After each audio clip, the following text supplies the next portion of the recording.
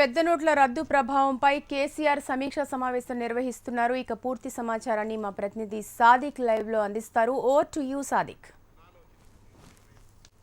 ముఖ్యమంత్రి కేసీఆర్ అన్ని ప్రిన్సిపల్ సెక్రటరీస్తో క్యాంపస్లో సమావేశమయ్యారు. ఎందుకంటే పెద్ద నోట్ల రద్దు వల్ల ఏ శాఖలపైన ఎంత ప్రభావం చూపుతుంది, ఆదాయ వనరులను ఏ విధంగా సమీకరించుకోవాలి, పాత బకాయిలను ఏ విధంగా తీసుకోవాలి దానిపైన కూడా అందరు ప్రిన్సిపల్ సెక్రటరీస్తో ముఖ్యమంత్రి కేసీఆర్ సమీక్ష నిర్వహిస్తున్నారు. ఇప్పటికే సిఎస్ రాజు శర్మ కూడా ఒక దఫా కమర్షియల్ ట్యాక్స్ అధికారులతో సమావేశం నిర్వహించారు.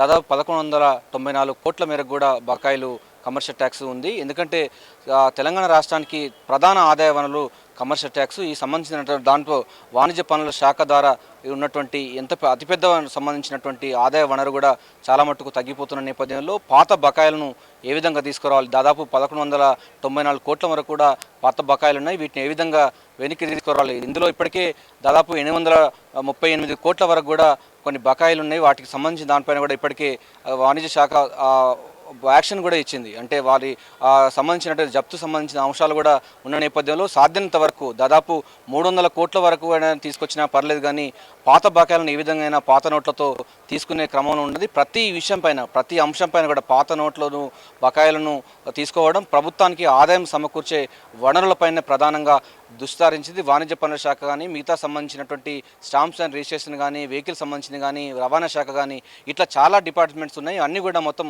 స్తబ్దతగా ఉన్నట్టు పరిస్థితి ఏర్పడింది. ఇదే విధంగా ఉన్నట్టయితే వచ్చే 2 నెలల్లో కూడా ఆర్థిక వనరులు మొత్తం కూడా కుసించుకోవే ప్రమాదం ఉంది. ఇప్పటికే చాలా మట్టుకు కమర్షియల్ ట్యాక్స్ ద్వారా వచ్చేటువంటి ఆదాయము, అదేవిధంగా స్టాంప్స్ అండ్ రిజిస్ట్రేషన్ ద్వారా వచ్చే ఆదాయం కూడా తగ్గిపోతున్న నేపథ్యంలో ఆదాయ వనరులను ఏ విధంగా సమీకరించుకోవాలి, పాత బకాయిలను ఏ విధంగా పూడ్చుకోవాలి, అదేవిధంగా ఆదాయ వనరులను ఏ విధంగా సమీకరించాలి దానిపైన కూడా అధికారులతో సిఎస్ దఫాలుగా చర్చలు జరుపుతున్నారు. ఫైనాన్స్ అధికారులతో కూడా సమావేశం అవుతున్నారు.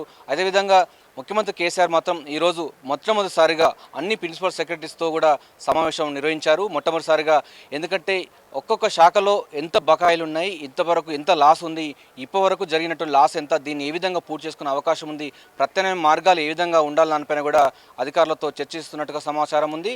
ఎందుకంటే కమర్షియల్ ట్యాక్స్ కనుక అంటే తక్కువగా ఉన్నట్లయితే రేపు భవిష్యత్తులో కూడా చాలా పెద్ద మొత్తంలో కూడా ప్రభుత్వం బకాయిలు పేరుకుపోయే ప్రమాదం ఉంది. కనుక ఎట్టి పరిస్థితుల్లో బకాయిదారులను ఏ విధంగా వారిని మొప్పించి ఈ పాత నోట్లతోనే ఇచ్చేందుకు కూడా కృషి చేసేందుకు చర్యలు తీసుకోవాలని కూడా దిశ నిర్దేశిస్తున్నారు.